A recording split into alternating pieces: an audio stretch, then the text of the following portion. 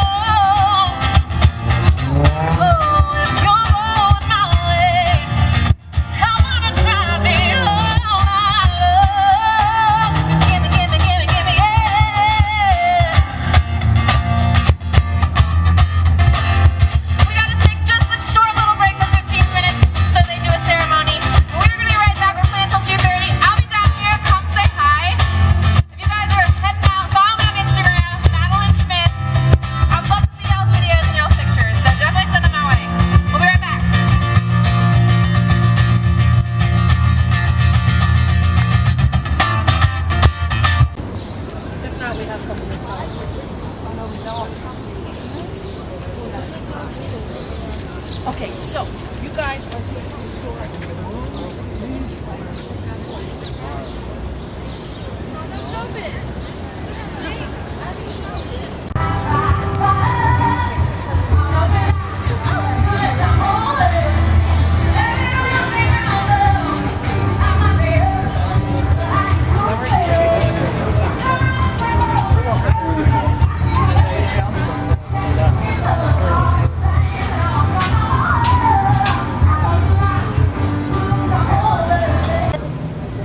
Year 1776, a declaration. When in the course of human events it becomes necessary for one people to dissolve the political bands which have connected them with another, and to assume among the powers of the earth the separate and equal stations to which the laws of nature and of nature's God entitled them, a decent respect to the opinions of mankind requires that they should declare the causes which impel them to the separation. We hold these truths to be self-evident, that all men are created equal, that they are endowed by their Creator with certain unalienable rights, that among these are life, liberty, and the pursuit of happiness. That to secure these rights, governments are instituted among men, deriving their just powers from the consent of the governed. That whenever any form of government becomes destructive of these ends, it is the right of the people to alter or to abolish it and institute new government, laying its foundation on such principles and organizing its powers in such form as to them shall seem most likely to effect their safety and happiness. Prudence will dictate that governments long established should not be changed for light and transient causes, but when a long train of abuses and usurpations evinces a design to reduce them under absolute despotism, it is their right, it is their duty to throw off such government and to provide new guards for their future security. We, therefore, the representatives of the United States of America in General Congress assembled, appealing to the Supreme Judge of the world for the rectitude of our intentions, do in the name and by the authority of the good people of these colonies solemnly publish and declare that these united colonies are and of right ought to be free and independent states, that they are absolved from all allegiance to the British Crown, and that all political connection between them and the state of Great Britain is and ought to be totally dissolved. And for the support of this declaration, with the firm reliance on the protection of divine providence, we mutually pledge to each other our lives, our fortunes, and our sacred honor. 56 men. collectively we refer to them as the Founding Fathers. We are not them. we couldn't be. We had a war to fight, children to raise, a nation to build. Trooper Hare, Philadelphia, Light Horse. Oh, we are in the history books if you look hard enough. John Adams, Atlas of Independence. And our stories are as much a part of history as that noble declaration. Rebecca Franks, loyal to the king. There are stories of struggle, of triumph, great sorrow, and great joy. Bishop Richard Allen, founder, First African Church. They're not the big story. Henry Fox Brown, I veiled myself to freedom. But they are stories that need to be told because We are not all Ben Franklin. we are common. It's a great line. We are common people, just like you.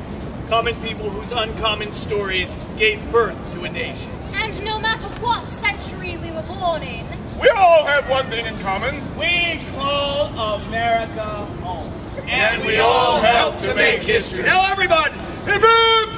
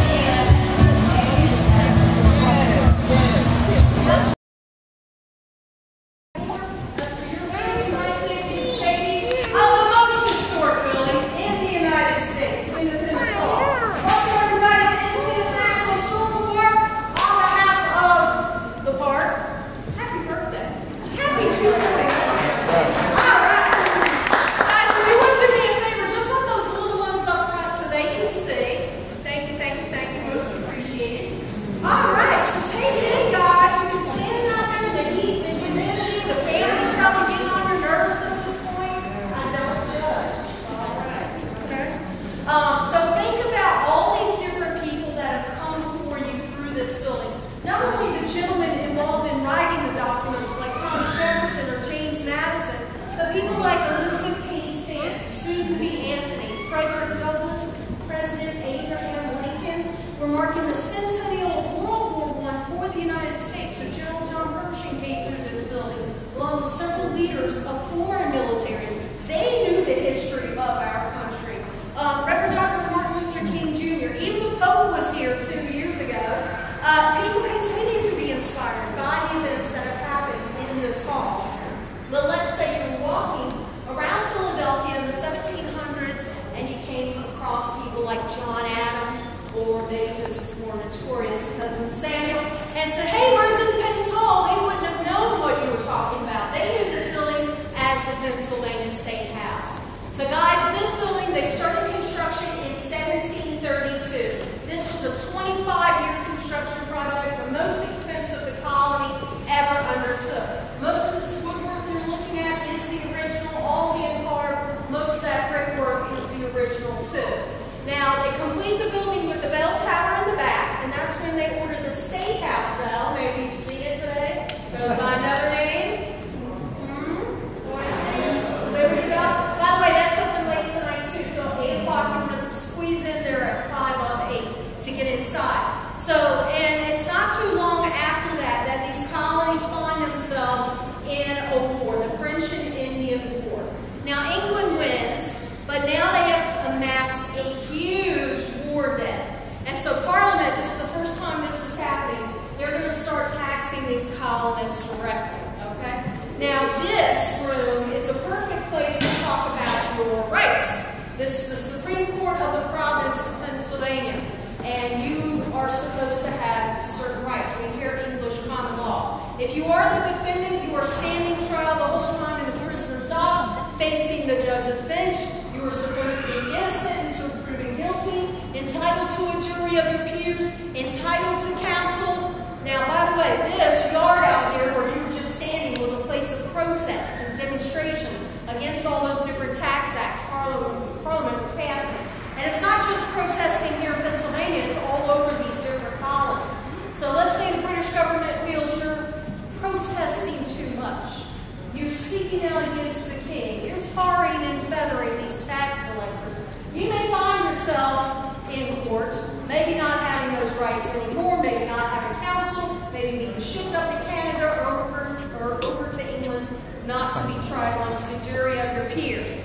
Now, July 4th, obviously we know the Declaration's adopted, but what a lot of people don't know is 4 days later, the first public reading of the Declaration takes place right behind us, right in the yard. If you're here on Saturday, we're going to do a reenactment. All the bells in the city rang that day to call people behind the State House to hear it read. And after Colonel John Nixon completed reading the document, members of the Pennsylvania militia will come into the State House and rip something off the wall. And not that. That is the seal of Pennsylvania dating to 1785. But if you had to guess at who this represents, absolutely. King George III weighed a few hundred pounds and it was made of wood.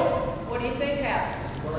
They burned it. That's not just happening here in Philadelphia, but all over these colonies. For example, New York City on Commons grounds, they had a statue of King George weighing in at over 2,000 pounds, made of lead and gold.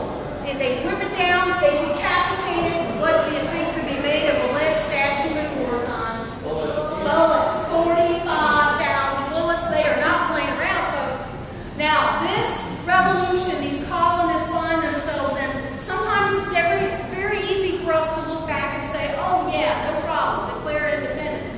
But the people living in the moment, they don't know how long the war is going to last. Some thought it was going to be over in a year and that's it. They don't know if they're going to get any help from anywhere else or any outside funding. And this war, this revolution is a civil war.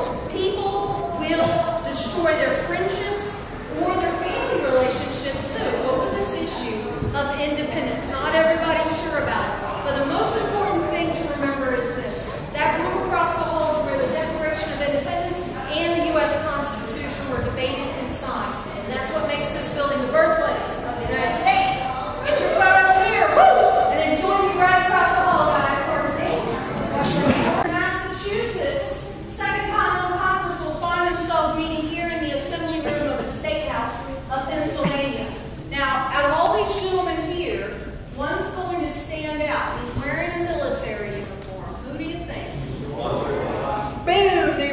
W. That's right. Now, he is not a guy who would go, pick me, but he's definitely sending a message. He was veteran of the French and Indian War. His military experience was printed up, published in pamphlets that went nationwide. So these guys have to make a decision. Who's going to lead the army? He goes into the little library here. Congress deliberates. John Adams proposes George for that role. So even though Washington's here early on representing Virginia, he's not around to sign the Declaration. A lot of Americans are surprised not to see his name on the document. I think he can be forgiven. He's a little busy. All right. So June 14th, which happens to be Flag Day, Continental Congress authorizes the Army. And then Washington goes up to Massachusetts.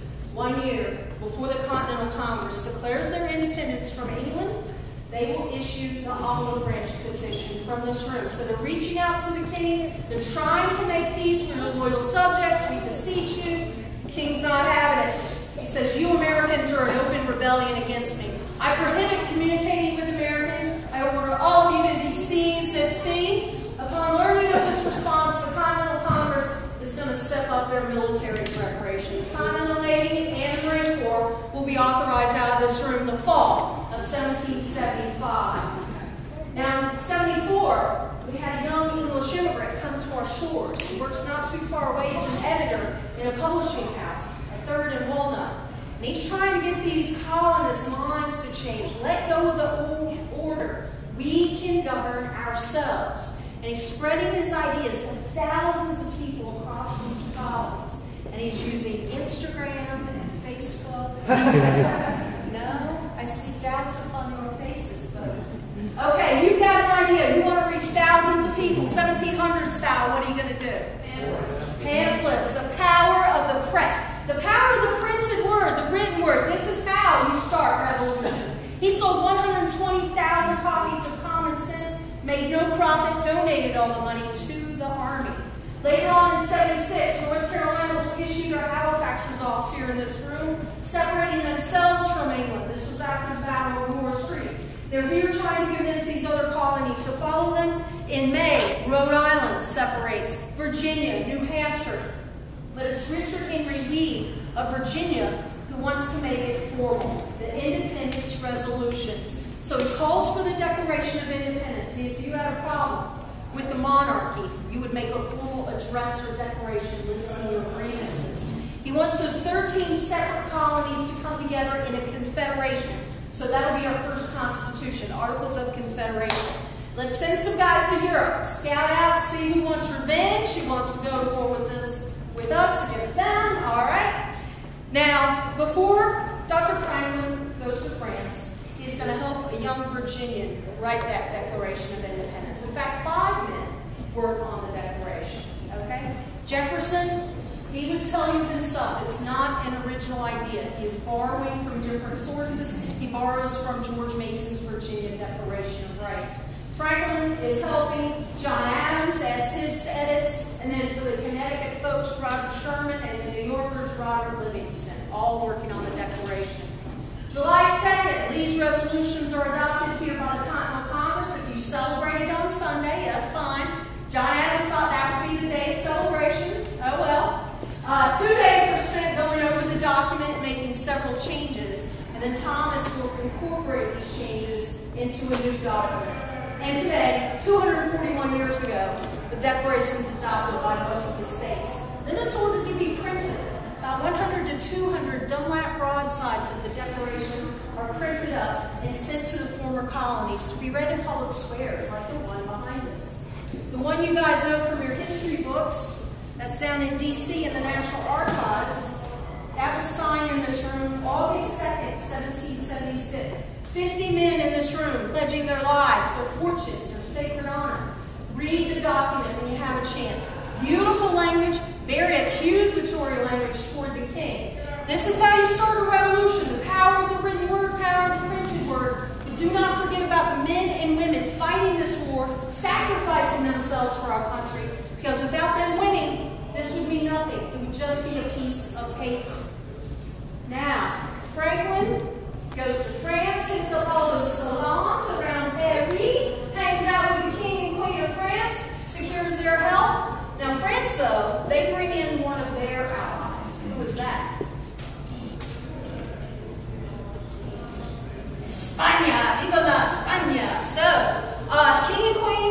King of France, King of Spain are related, and they have land here in North America they want to protect, land in the Caribbean too. It's in their best interest to help the Americans out, okay? They don't want to lose that. Holland's going to loan us money. Then various individuals, many of them noblemen, are going to help us out too. Thaddeus Kościuszko of Poland, military engineer. Jefferson called him the purest son of liberty he had ever known. Ladies, if you see his portrait tomorrow in the second bank, it's pretty easy on the eyes too. I'm saying. We have the Comte de Rochambeau, marches by this building with 6,000 Frenchmen on the way to Yorktown. We have Baron von Steuben. If you go out to Valley Forge, you'll learn more about him. Trains those unruly guys out there, hardly know any English except for curse words. Soldiers love that. And then we get a young 19-year-old, comes over here. He gets inspired by the Declaration of Independence. He tries to bring freedom to his people, forms really tight bond with George Washington. Who?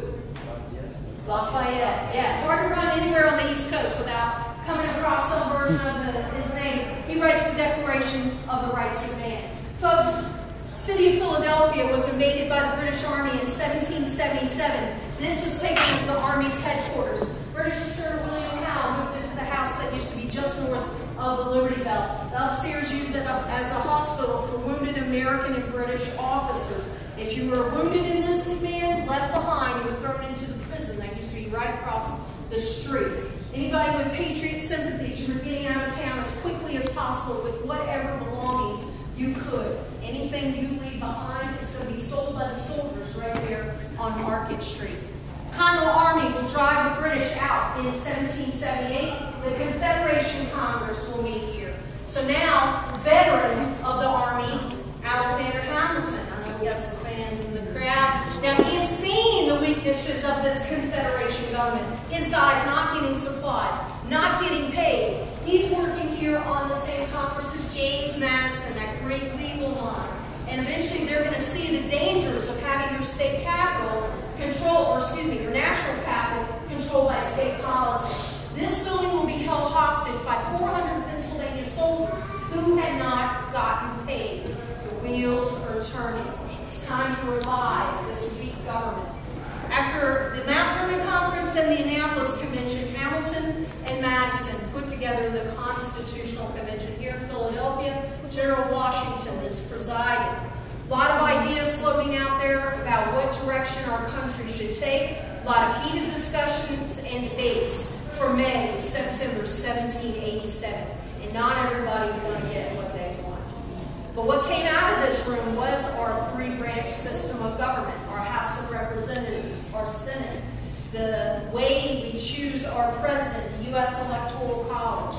Now, Franklin had a lot of time to look at this figure behind Washington's head, and he was asked, is this a rising or a setting sun?